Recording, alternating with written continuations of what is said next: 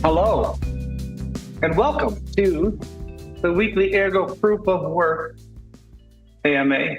With me today, we have the infamous, the famous, the desirable Christy. How you doing, Christy? Doing well. How about you?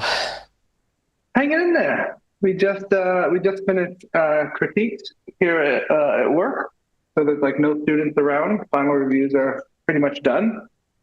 We had to turn people away yesterday for recycling plots and getting brick because it was too busy. We said, come back some other time. Don't have time to deal with this right now. So I expect some people coming in around noon today to swap some plots for bricks. But yeah, everything going pretty well. How was your week? Um, Quite busy. There were a couple of releases, 5.26 and 5.13. Reviewing again 6.0, doing some cleanup and so on. So hopefully we'll be done by the end of the week. And then, we can propose voting to the polls, maybe from, I don't know, end of May, June 1st. In 3 months, we will whether have 6.0 activated or not. So, Christy, how's that work? How's that voting work for the miners?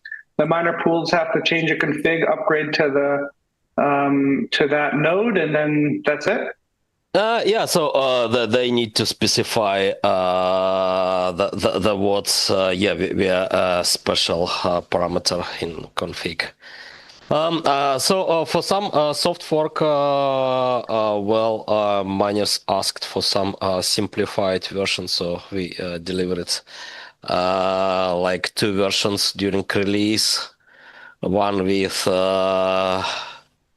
the option is set to on, and another is set to off. I don't really know. So that was around 5.0 voting probably. So we had that, and then when most of miners indicated the vote for 5.0 soft fork, it was made a default option in some release because the voting is going on for 3 months. Currently it would be quite messy, so probably there will be just one version. Anyway, there will be 2 versions, right? So with level DB and RocksDB. So 6.0, 6.1, and then at some point there will be a version with Subblocks support. 6 point, I don't know, maybe 5. But yeah, I mean, it's a lot of things in the pipeline. So about Subblocks, working on efficient propagation of a new block. Because currently, the peer-to-peer logic is about using the same mechanism. So, input blocks, subblocks are propagated when found, but when full block is generated, found, then it's propagated fully, like it's the case now, right, with the current client. So, there is need to switch to announcing just transactions not broadcasted before, right? Just few transactions usually. 2, in most cases, transactions along with the header, and that will be like super efficient announcement of a new block. We can start testing, maybe even in the public testnet at some point. So first probably some devnet, maybe public devnet, then Are you still looking for people to run public devnet? Let's see. So there is need ideally for few miners, right, to see competition between miners. But even in the public testnet, we have one miner, right? Who could be that guy? Oh, right. So yeah. Yeah, it would be good to have a few miners in the public testnet, right, around the rollout. Maybe even trying mixed option, right, when some miners on Subblock, so Subblocks supporting client, and other miners on another. Right.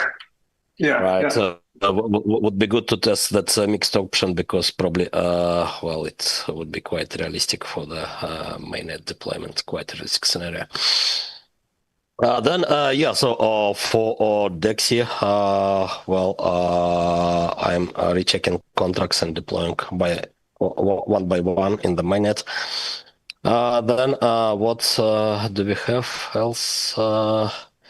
Also a lot of talks, so continuing,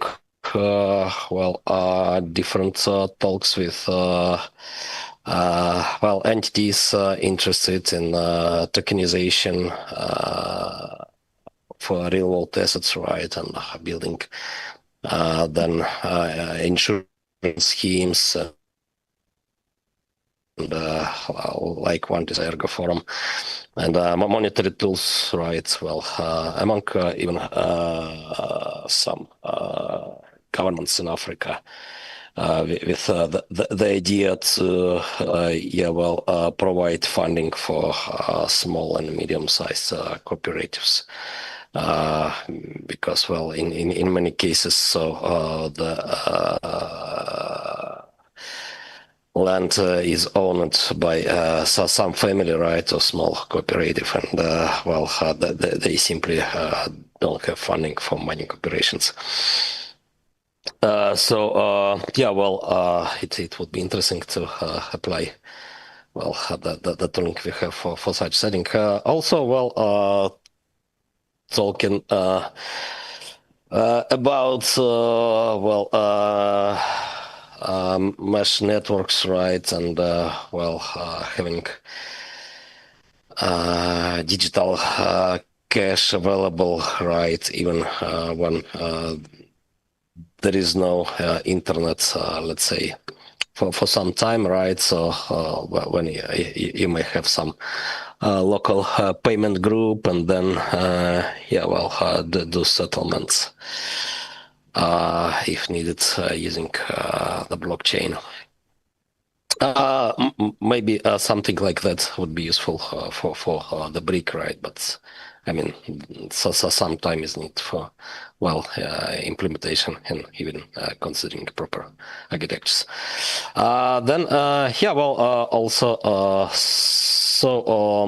Published a contract for on-chain reserves, supporting a lot of off-chain options on the forum, and one friend of mine is interested in using that to develop a system rewarding developers, right? So the developing communities, in open source setting.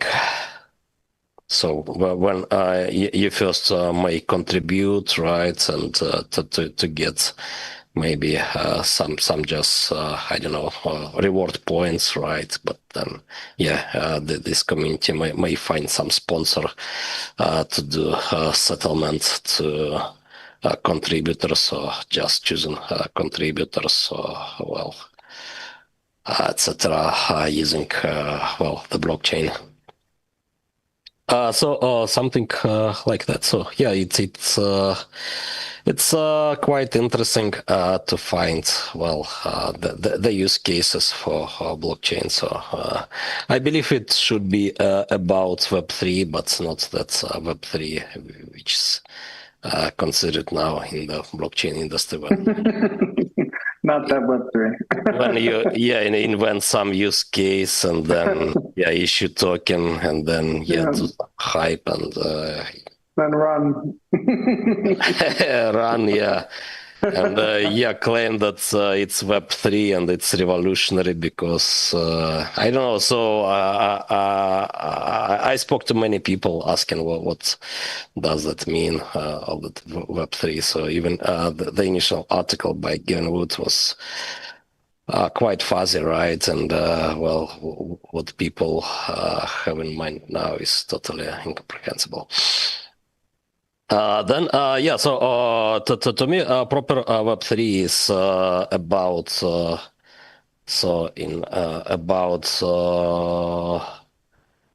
I believe 99% of use cases there is no need for tokens, right? In the first place, also mostly there is no need for blockchain, right? So it's should be about mesh networks, Nostr services, IPFS services, right? So distributed, decentralized peer-to-peer systems, and also mostly off-chain payment systems, using blockchain as just global settlement layer, right? Which is quite close to the original ideas, I believe, of Halfini, right? For example, from 2010. But these days it's mostly something different, and it's even hard to understand what the people are doing most of the time. All right. So, I think where tokens are needed is real world assets tokenization, right? And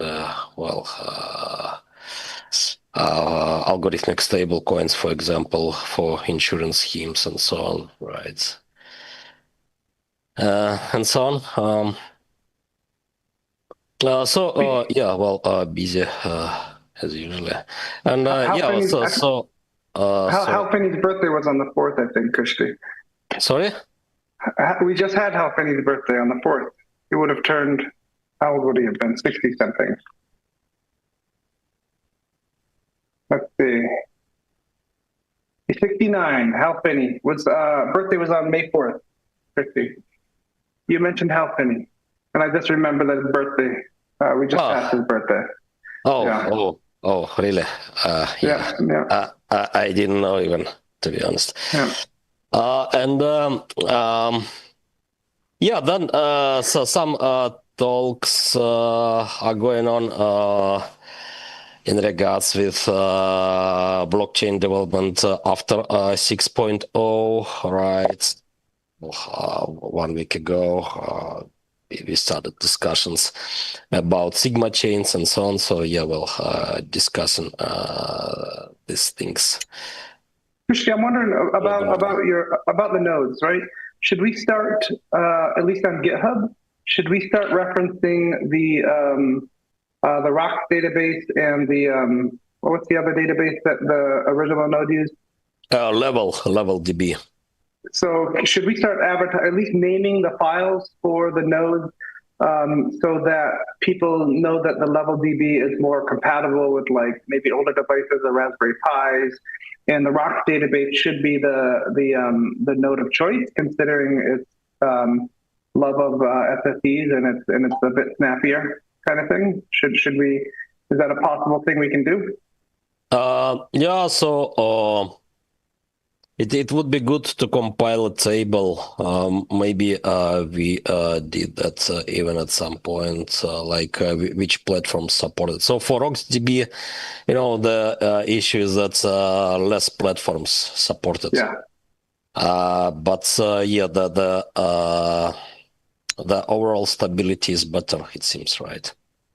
Yeah, I'm running RocksDB on a side project that I'm doing, and it's crashed.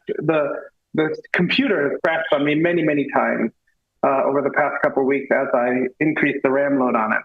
And it's zero issues with RocksDB. The database comes right back up, continues finding blocks and good. If this were level DB, it probably would have required a rethink of the node already. But it's been fantastic with RocksDB and getting this machine stable. Yeah, so it's more stable, and yeah, I think it's also generally better, much better probably for SSD.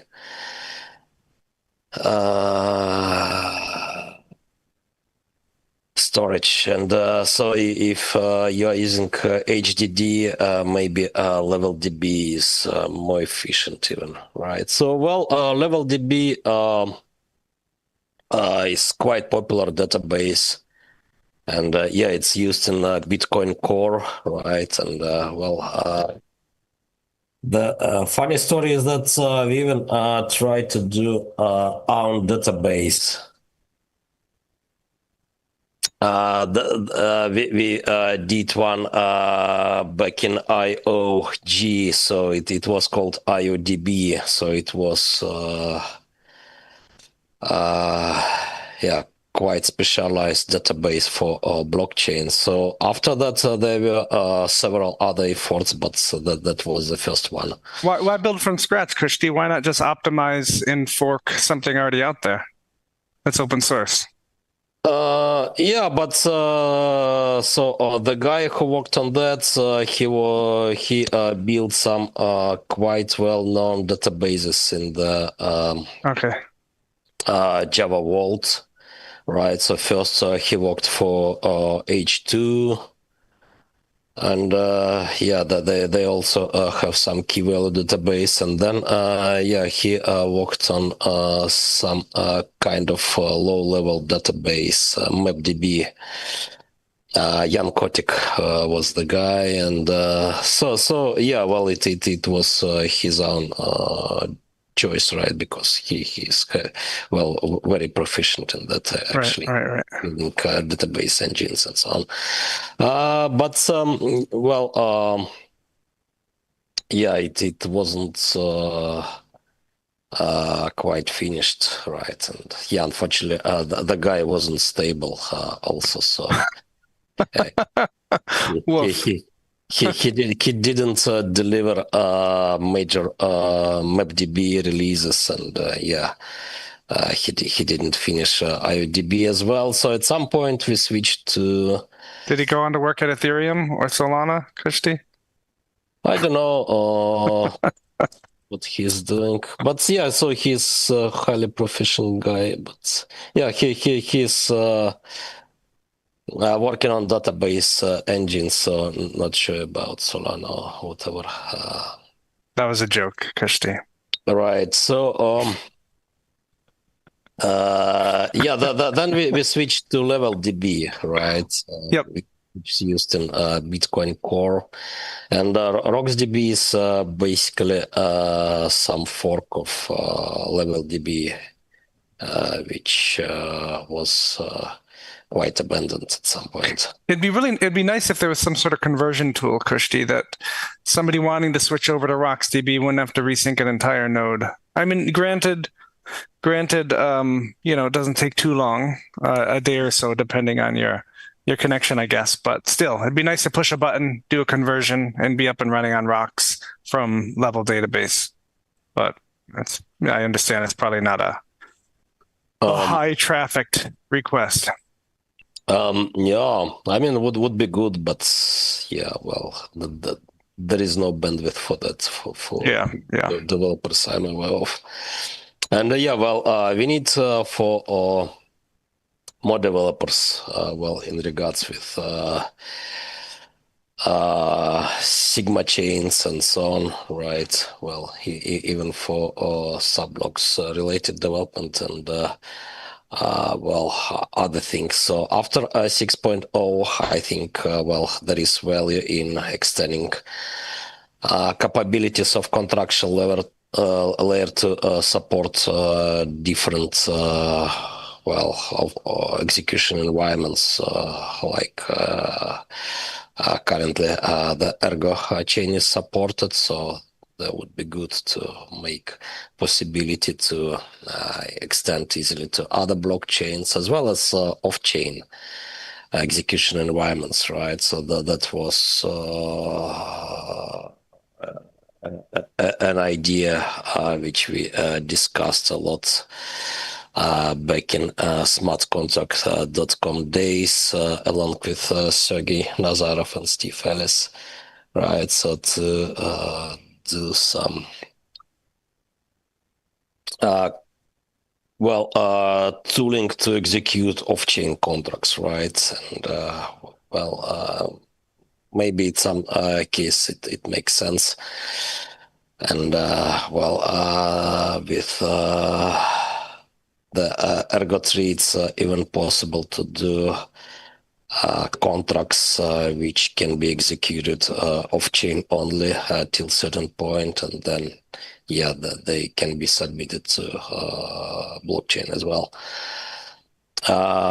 Probably it would be quite interesting, right? And it's not possible with EVM and other. So in the UTXO set, Krishti, those kind of things would work where the collateral would be essentially, or the value would be locked into a contract that could not be removed until you brought forward whatever happened off chain, essentially. So right before participants satisfy some condition in off-chain environment, right? Right.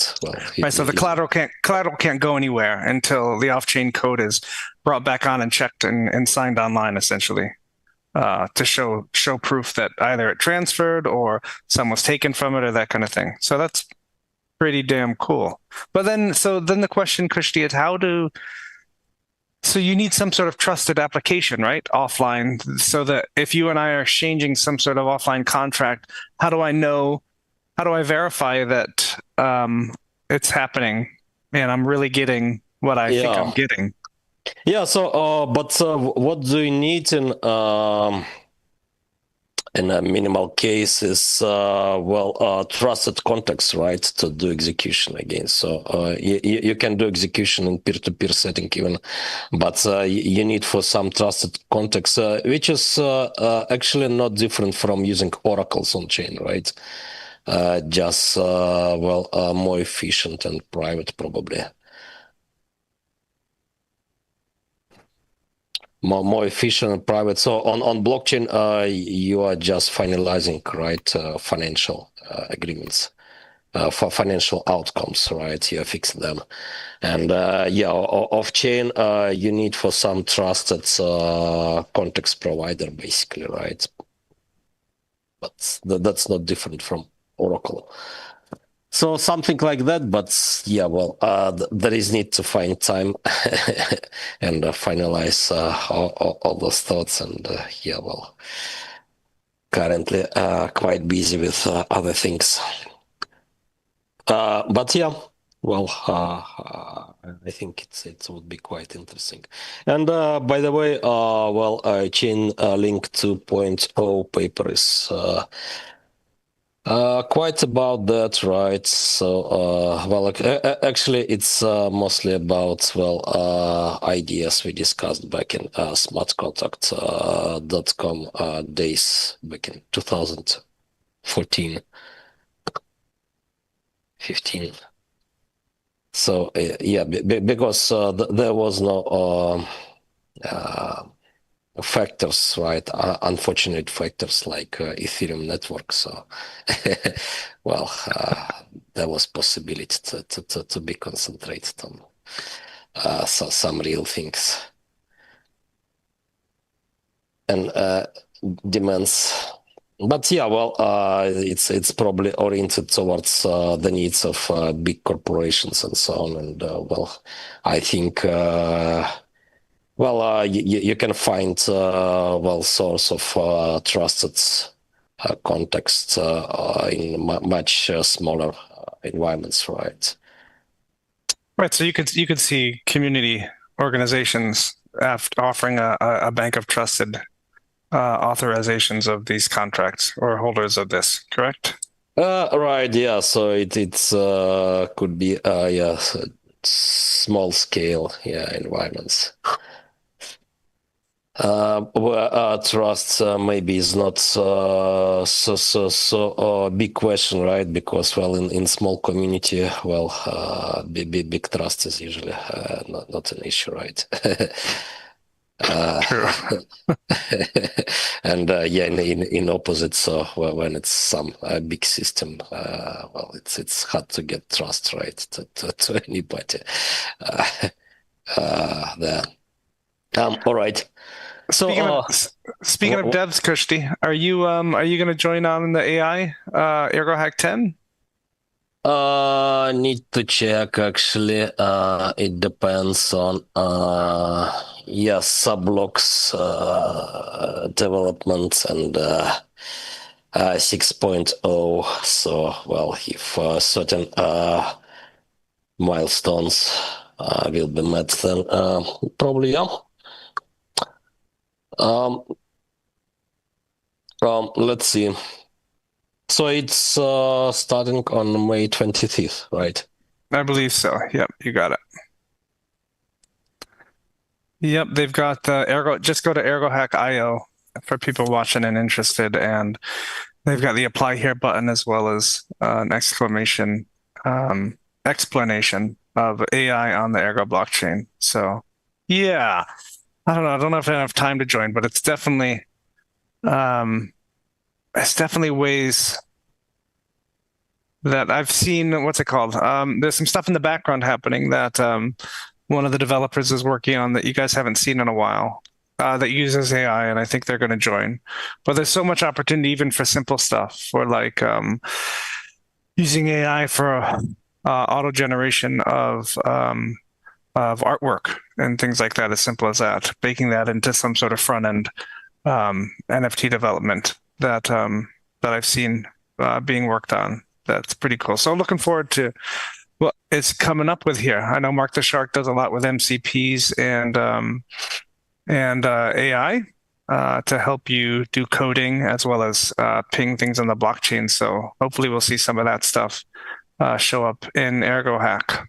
Because I mean, one of the big pain points that I run into here for casual developers, or not even developers, project leaders, right? People running things like Boba or Greasy Sex, they need ways of airdropping and polling the chain that, sure, airdrop tools are helpful, but what if they want to know exactly who's holding what and how long they've been holding it for and those kind of things. So there's a lot of opportunity for those kind of AI toolings that can query the blockchain with zero dev knowledge and really give you back what you want. So yeah, I'm looking forward to that.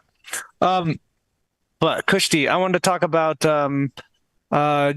Rosen's treasury proposals. Have you seen those come across the line? Yeah, but So what's So Joe snuck out 4 treasury proposals.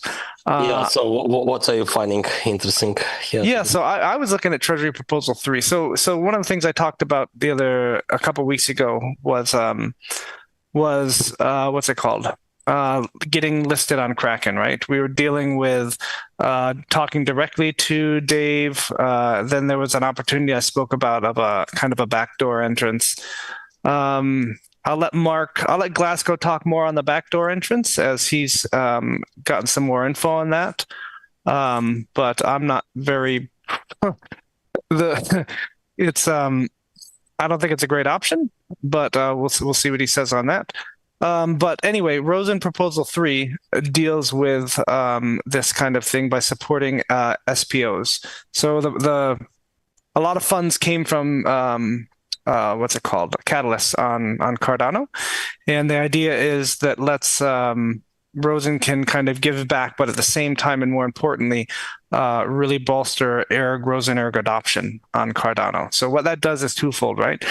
If Rosen is allowing some sort of HODL game or SPO rewards in Rosen Erg based on transactions in Rosen, as well as Rosen Proposal 1, which bolsters liquidity quite a bit in all the pools to encourage what's it called? Arbitrage across and moving across a bridge. So think of Proposal 1, we're going to bolster liquidity so that we encourage swapping and nobody experiences losses or very much when they do that. Proposal number 3, we skip to, where that actually rewards people for holding that Rosen Erg. And what that does is, if you remember from a couple of weeks ago, one of the requirements, soft requirements that Kraken was giving us was thousands of holders, 10,000 holders to be exact, around that target, as well as a decent amount of volume on the chain, which I think we already have on Cardano. So what Rosen Treasury Proposal 3 does essentially is gets Rosen Erg into a lot of people's wallets. So that'll take care of the first issue there, as well as encourages swapping across the bridge. So I think they're really cool proposals. They're out on, again, they're the guard proposals, but I know a lot of you are Sigmanauts, and since Sigmanauts own one of the guards, it'll be a Sigmanaut votes first to see what the Sigmanaut guard will actually vote for. So a lot of you are involved in Sigmanauts and have that power to make that decision on what the Sigmanaut guard does. So I encourage you to read proposals 1 through 4. I think they're all pretty good proposals brought forth by Armenio. And don't think of it as in a way as, oh, we're giving away, treasury money that the Sigmanauts earned, essentially, or any of the guards earned. Think of it as we're utilizing funds we didn't have before, essentially given to us by running a guard service, which I've been running. So no skin off your backs, guys. And then we can take these funds and actually do something good to either help us get this listed on Kraken, get adoption of Rosen Erg, bolster the liquidity pool so we can see more larger $50,000, $60,000 transfers between pools without the worry of slippage. And that, in fact, will eventually bolster the watcher payouts. So then we'll get more watchers and we'll get more interest. We'll get more people holding Rosen. We'll get more people locking up Ergs, locking up Rosen. It all is a well thought out strategic cascading effect to get funds locked, to get funds to create more wallets for people in other ecosystems. So read them carefully with that lens on. And I think you might be swayed by Joe's writings and musings and proposals. That's the short of that, Christy. All right, yeah. So I've checked the proposals, so all of them look good to me. You read them right now in 3 minutes. Perfect, Christy. No. So yeah, read first 3 on the second day probably, and the fourth one just immediately. So yeah, I think it's much needed to right develop liquidity around, right? So. Not only, but the fourth one, Kushti, is specifically injecting funds for development, right? Sigma chains, Rosen Fast Bridge, and contract enhancements for Ergo decks. So I mean, they're literally diverting right back into the development of Ergo for that. So it's like a win-win across the entire ecosystem, I feel. Yeah, but. Well, it's needed to increase liquidity, right? So yeah, yep, 100%. The question is how to do that, right? In the environments where no one is controlling the ecosystem, right? It's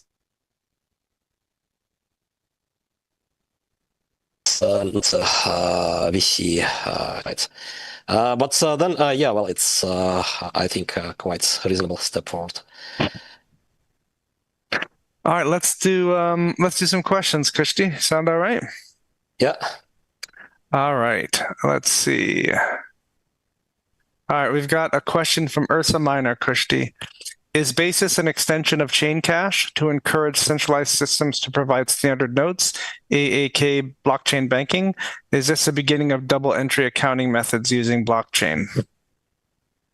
Yeah, so it's similar to chain cache, and basically the contract is a modification of chain cache reserve contracts, and maybe yeah, could be done more in future, right? So for example, to have on-chain chain cache node, which is backed by a few parties, and then well, also used as a reserve even for off-chain payments, right? But yeah, currently, well, the approach is to use modified reserve contract to support off-chain nodes with no any requirements, basically, to the nodes aside of being signed by reserve provider, as well as some well, entity also which is tracking off-chain payments, right, to simplify, well, the issues of tracking. Even that part could be missed, right? So maybe in some environments there is no need for this well, tracker signature, but yeah, I think in most cases it would be needed, right? So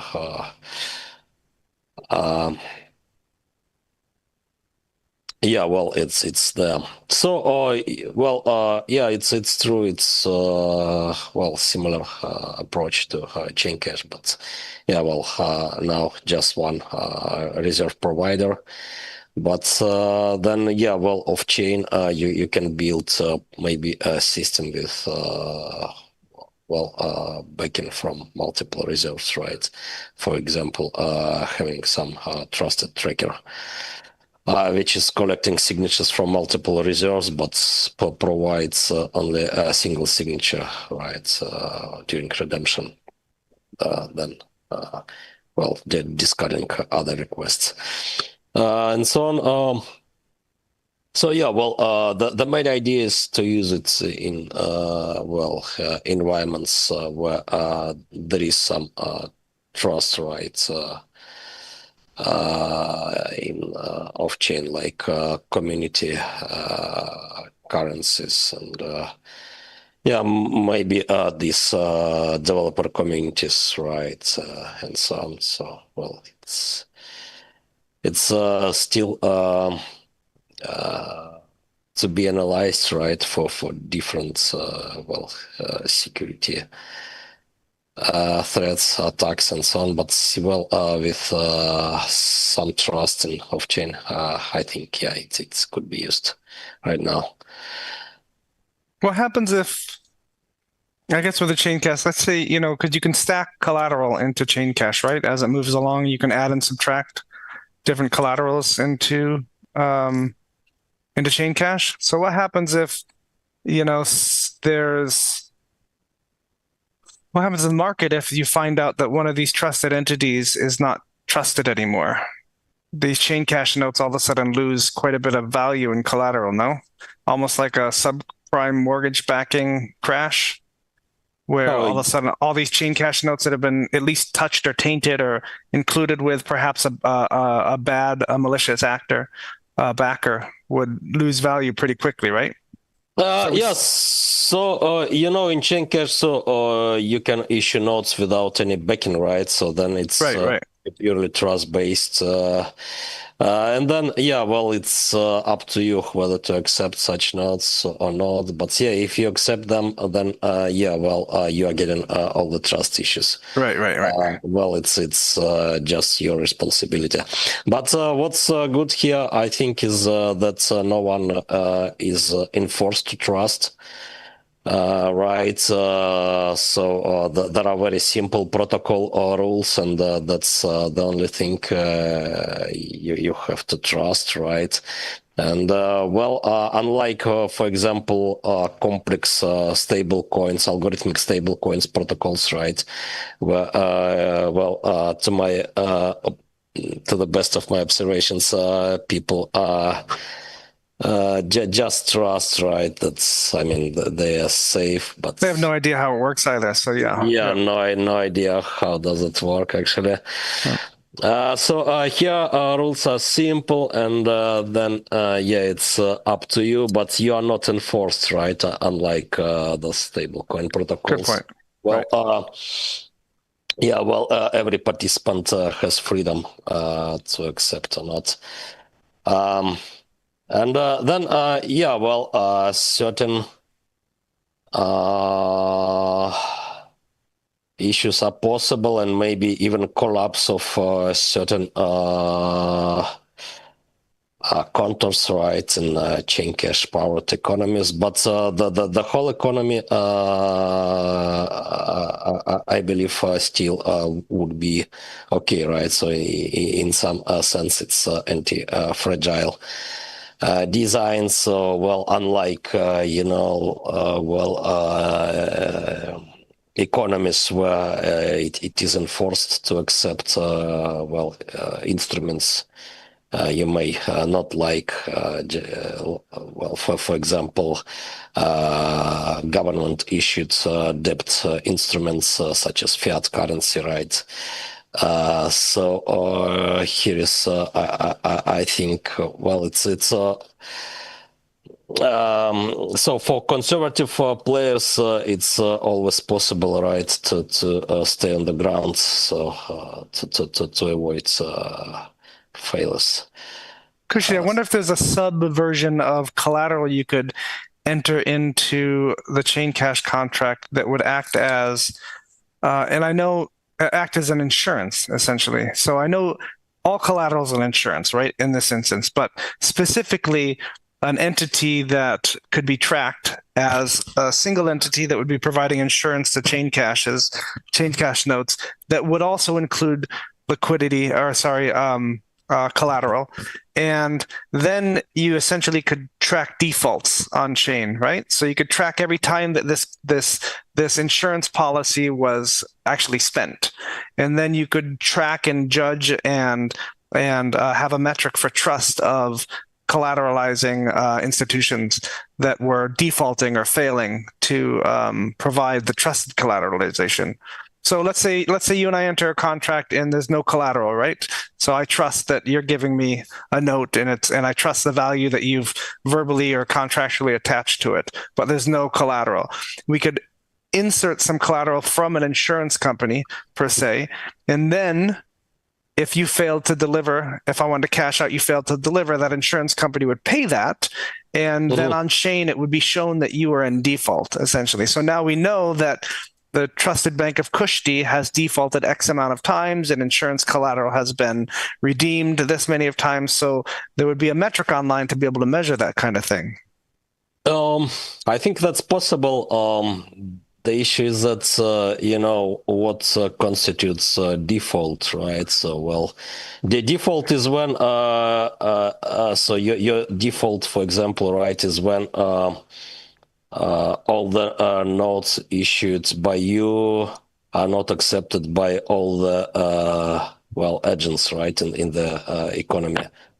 But you cannot probably say with confidence, right, that notes are not acceptable because, historically, there were examples when, currencies of failed central banks continued to be used, right? So, for example, even 30 years after of failure of central bank of Somali, the notes of non-existing central bank still being used, right? Because, well, it's still the best option, right? So yeah, I mean, it's hard to say what does default mean. I gotcha. Especially if there are no reserves, right? So if it's truly right. So and well, even in the world of DeFi and so on, so some people are still trading these classic Terra Luna, right? So they renamed the original coins to classic. You know, I love that. I love that Because mentality. They're like, it's only $100. I'll just throw $100 in, and it might make me a millionaire. It's like, what the, right, what the so hell? do we had defaults there or not really? So it's hard to say, right? Yeah, Because that's a good point. people are still trading failed stable coins, right? So buying and selling them like $1 for 2 cents and Yeah. Oh boy. All right, we got another question. It looks like the big 3D's in a good mood today because it's the markets are green, I guess. So he's got a question, Kushti. Says, can you please provide a breakdown of next steps for Subblocks? I guess you already kind of answered that. When is there an ETA of when they can expect like 2-second transactions to go live? Maybe on testnet. When on testnet you think we can start seeing 2-second transactions? Oh, so testnet. I don't know. Maybe next week even. So it's just like some changes, right? Which are not quite predictable. I mean, what's ETA there? But yeah, they're not. They should be so big, right? So, well, let's try to roll out something maybe next week. Yeah, it was possible to roll out things even a few days before, but the point is when you're deploying. Peer-to-peer protocol, which is subject to change. So those changes would be painful, right? So it's better to deliver some finalized, more or less version. But yeah, I don't know. So if that's not a big issue. So for example, if we are going to launch some public DevNet with an agreement that it could be shut down like in 2-3 weeks, then yeah, I mean we can do that today even. Why not? So that depends on deployment scenario. Right. Current. So yes, still a lot of changes possible, and those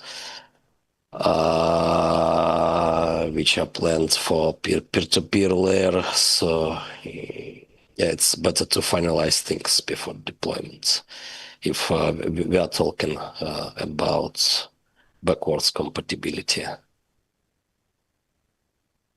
So some need for it, but if there is no any need for backwards compatibility, we can do deployment. Well, it's a little bit about the fast and loose or slower and correct, essentially, method. So it's understood. Yeah. Yeah, but so usually it's somewhere in between, right? So Yeah. it's about testnet. So yeah, we had 6.0 deployment when it was more or less finalized, but well,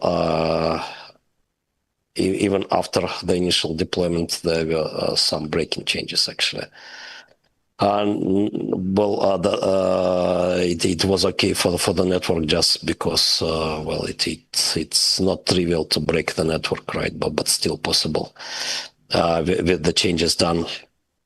So in regards with peer-to-peer layer, it's quite complicated. But yeah, well, if it's about some public DevNet to be alive for 2 or 3 weeks, then yeah, we can do deployment just today.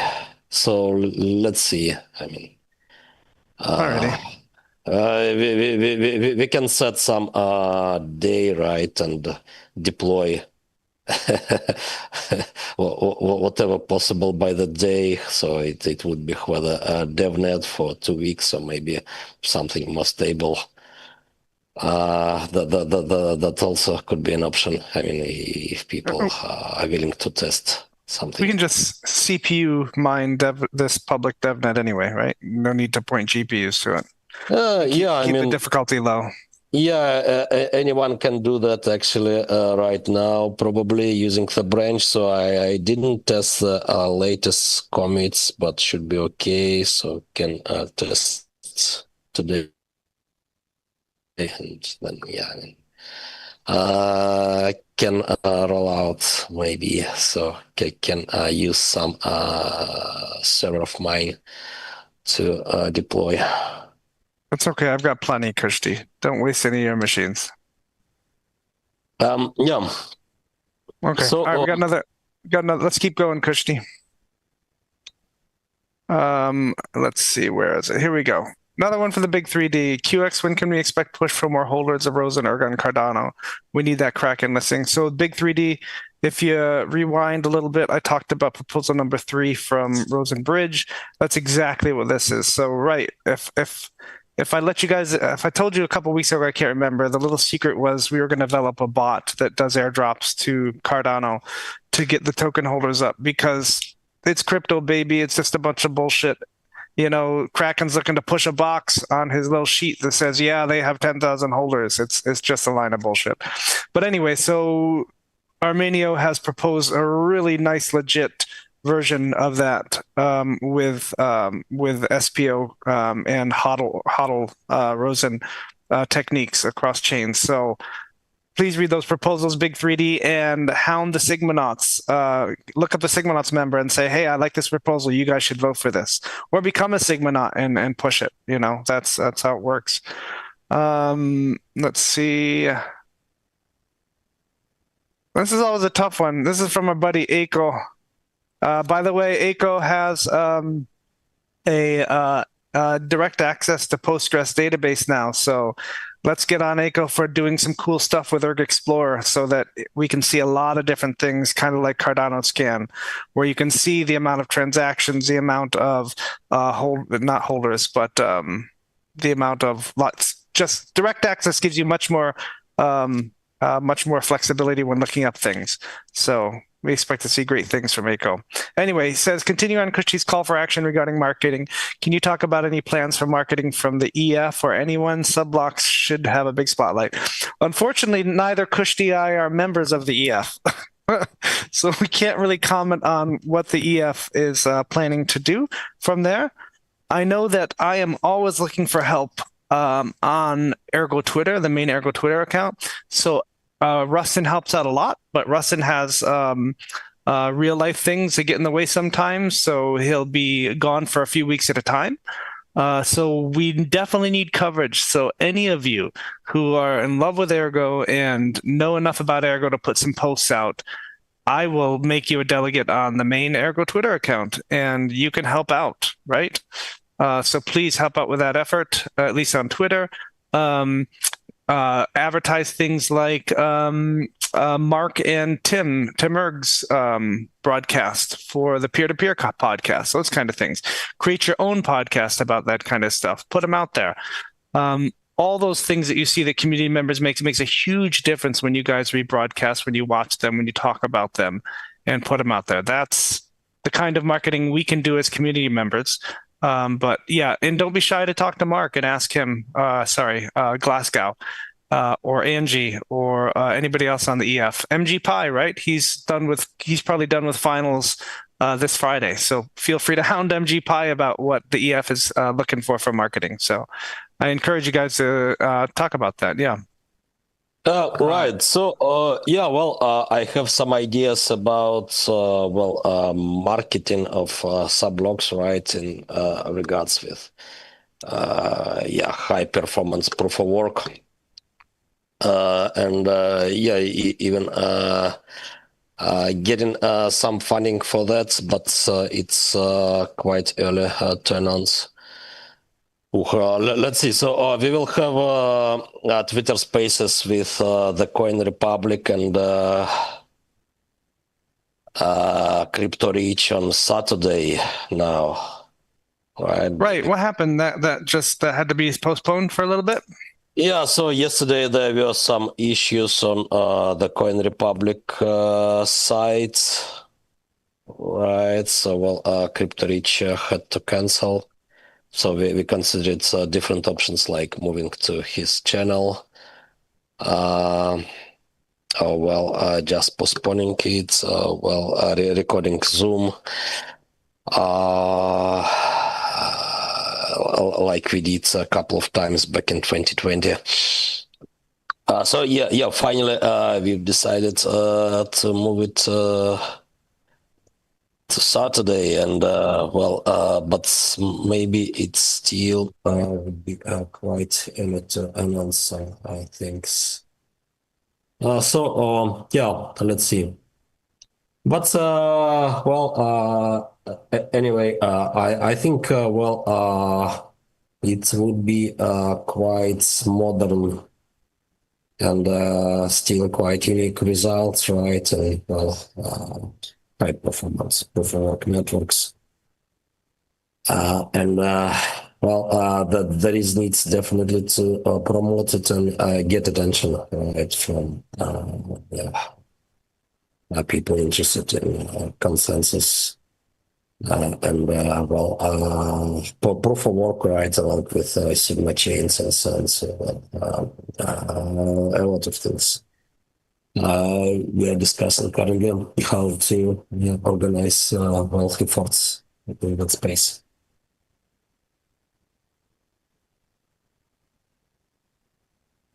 All right, we've got one. Actually, I've got a question onto this too. We got Bobcat here. What are your thoughts on Rosen using snarks to strengthen the watcher guard model? So that also brings me to the question of, we see the recent release of Bitcoin OS for Cardano, right? And they're using like fully non-custody. They're using contracts on the to lock up stuff as opposed to kind of a watcher and a guard set. What's the advantage to that, Kushti? You see something like Bitcoin OS using snarks fully without a watcher and a guard set compared to something like Rosen. And is it fair to not call Bitcoin OS a bridge? I mean, they're technically bridging. They're just doing it differently. Plus, I hate the burn and mint method. I think that's the dumbest thing ever. Maybe that's just me. I think it's much more realistic that Rosen is creating and locking all tokens all at once. And there's no burn, there's no mint. It's all done right off the bat. But anyway, what are your thoughts, Krishni? There are many dimensions here, right? So, Rosen approach also probably simpler, right? And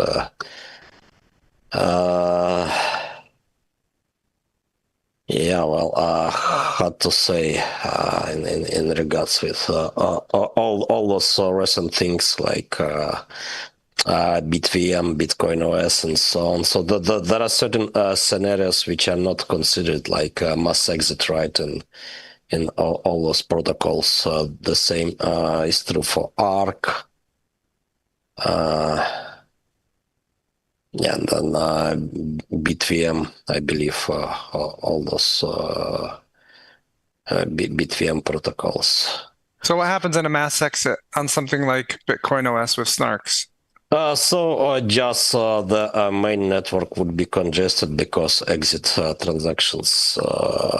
So in case of mints and burns couldn't happen, kind of thing, and it just pile up. Yeah, so in case of multiple fraud proofs posted, right, on the blockchain, it probably would be quite congested. Right, and with the Rosen bridge, at least the watchers would probably pick up the fraud before, and if they didn't pick it up, then the guard would pick it up, so they wouldn't even get past that point. Right, and so. Hard to say. I mean, so technically, it's trustless, but there are some new vectors which are not even considered. So I've attended some Bitcoin Lightning events back in February, around Hong Kong, and yeah, it was some panel with Blockstream CEO and yeah, other folks, some developers of Lightning Network, and so some BTVM solutions were discussed as well, and so on. So, and yeah, you even asked directly questions about mass exit scenarios, right? In some BTVM protocols, I even forgotten which ones actually. And yeah, well, it seems that there is no clear answer. I mean, it's just not considered. But then, yeah, well, there are also more trivial issues, well, tied with complexity, right? So if it's complex, then yeah, it's better to wait for some time before using it, right? Usually, because well, usually the problems are in implementations, like Zcash, for example. Had some issue in its circuits, right, unnoticed. So it was a typo even in the paper. So developers just implemented paper as is, and Oh, with the typo? the typo. Oh, shit. That's rough. Yeah, and because of that, yeah, even emission, like hidden emission of Zcash was possible, if my memory serves me well. Oof. Yeah, it was possible to mint Zcash. It was mint circuit probably. So yeah, I mean it's often you know, I mean quite good, but I mean you have devil in details. So yeah, well, let's see. So I'm watching a little bit all those things in the Bitcoin space, like BTVM, Bitcoin OS, Arc, Cashew, Fidemint, and so on. And yeah, I mean it's quite exciting. Especially considering that you can replicate it in simpler ways on Ergo, right? Because Ergo is kind of hyper Bitcoin, but yeah, well, also some new trade-offs and issues. So yeah, I mean it's not quite clear what's worth to replicate, right, as soon as possible. Probably, maybe not. Anything, nothing at the moment, right? Because like every tech has its own uncertainties at the moment. All right, let's see. We've got a quick thing from Bibis. Is there anything we can do to increase volume in Ergo? They want to sink some of their meme profits into Ergo, but sex volumes are super low. Yeah, so read those proposals that I was talking about. There's some good proposals in Joe's Treasury proposals that's not into sexes, but it pumps it into dexes, right? Which offsets that kind of thing. So read those up, push people to pass them, push the guards to pass them. If you know the guards, you do know the guards because they're posted on the Rosen website. And push those that you'd like to see those kind of adoptions if that's what you're thinking. Let's see. Why isn't Joe attending AMAs? He will. He does. It's early for him. Remember, he's in the Midwest, so it's very early for him, and he's got a bunch of family things he's working on right now. So yeah, he'll be around. He's not going anywhere. Yeah, maybe we can do AMA A later one, later time again. Yeah. So when it was once AMA at later time, it was quite great. Yeah. Let's see. Are you going to Token 2049 in Singapore, Kirsty? Not sure. So I'm thinking actually about attending Korean Blockchain Week in September. Yeah, about token, I'm not sure. So it's quite big conference and so on, but yeah, I don't know. Probably there are enough connections already to work with, and yeah, those big conference are usually good about side events to get connections, and that's it, right? So the conference itself is quite useless usually. Yeah, yeah. Yeah, agreed. But yeah, well, I don't know much about Korean blockchain vault, right, at all. So I've been twice to Seoul. So first time it was Songdo back in 2018. It was some academic conference, and then yeah, we made Ergo presentation in Seoul, Gangnam, around late September 2019. So yeah, well, after 6 years, it's definitely worth to visit again, and now to get deeper into what's going on there. So well, it seems Korea is always hot about blockchain.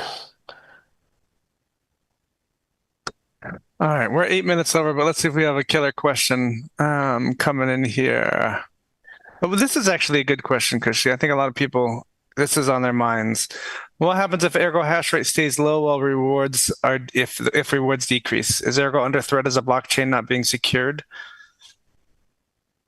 Yeah, I mean, it wasn't didn't we have a decent hash back when Ergo was 5 cents, 3 cents, 2 cents back in the start? I mean, miners are, it's always going to have an equilibrium of what the profit is and how many people are mining it. Yeah, but it was Autolykos version 1, right? So you cannot really compare hashes because, well, true. Then there was switched to version 2, and yeah, well, I don't quite know even how to compare hashes. But even after the switch, so with Autolykos version 2, well, as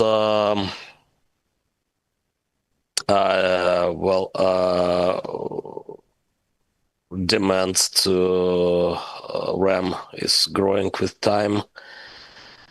Demand for RAM, right? So, well, for efficient mining, you need to have a table in memory, right? And table size is growing. Like every 3 months, it's growing by 5%. So it's quite hard to compare hashes of Autolykos version 2 even, right? So currently we don't have 4 gigabytes RAM cards anymore. Right, and then yeah, it's a bit hard to predict futures. We will have less outdated cards in future as well, right? But at the same time, there will be a big influx of high-end at the moment GPUs coming off AI. Yeah, coming out of AI. So yeah, well, it's hard to say how that equilibrium will play out, and even more, there is maybe no need, right, to do predictions there, right? So you have protocol which is setting rules for market participants. They know the rules and they are getting around them accordingly, right? So that's happening in Bitcoin, right? So well, no one is no one did predict ASICs and so on, right? Back in 2010, 2011. So when I came to Bitcoin, GPU mining was a thing, right? That there were still a lot of GPU miners There were a lot of so I even forgot when the first FPGAs appeared. Probably around the time I started development around like late 2012, 2013, so something like that. GPU mining was a thing, right?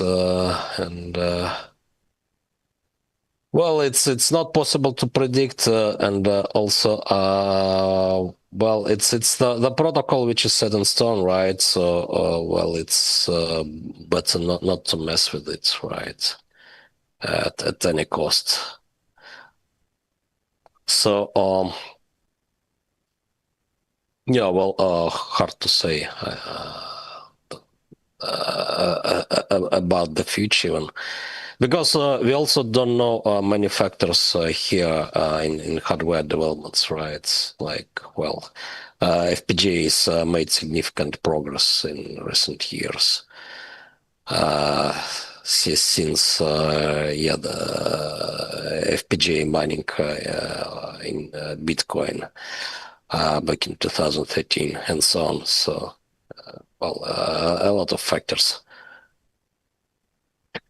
All right, well, Krishti, I got to go to another meeting, but let me leave at least with me saying that 3 homework assignments for everybody. Where am I? Oh, no. Do we do 3 or do we do 3? I'm somewhat German, so there we go. 3 homework assignments for everybody. That is 1, read the Rosen guard proposals and use your voice to talk to the guards and see if you can sway their vote. Or direct their vote or whatever, encourage their vote. 2, do you like money? Do you like free money? Then sign up for the Ergo Hack 10, right? Even, it would be cool to see somebody come in and do Ergo Hack fully using AI, right? Maybe a hobbyist dev that knows some stuff, but not a lot of stuff. Come in and use AI and document that as part of the AI blockchain. So that you can help others. And 3, if you guys are spending time on Twitter, on YouTube, use that time to just click likes, click upvotes, comment on things, rebroadcast a peer-to-peer podcast, these AMAs, those kind of things make a big difference as you guys do it. Krishti, what would you like to end with? Yeah, so if you have developing friends, get them into Ergo. So there are a lot of things to do. So if you wanna hack, then yeah, well, let's try to do something. We may hack together. We may even have some mini hackathon at some point. Around creating community currents, right? Maybe on top of mesh networks and Nostr services, all that stuff. So there are some solutions I found to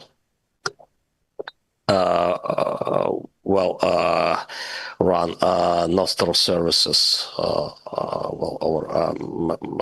Nostr relays over mesh networks from a single package, right? And then we can just create some trust lines and to do blockchain reserves and maybe to try to use this without internet, right? And then connect to the internet and do settlement, something like that.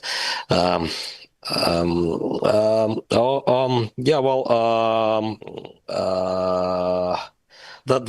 are a lot of cool things possible, right? So like our beloved Ergonaut Lado Pixel made a lot of devices, right? And a lot of fun with Ergo using them. You can run nodes on Raspberry Pis, create networks and so on. Yeah, so join the developers chat, and yeah, let's build a lot of things to do. Beautiful. Sounds great. Thanks, everybody. Ciao. Thank you, everyone. Bye. Bye.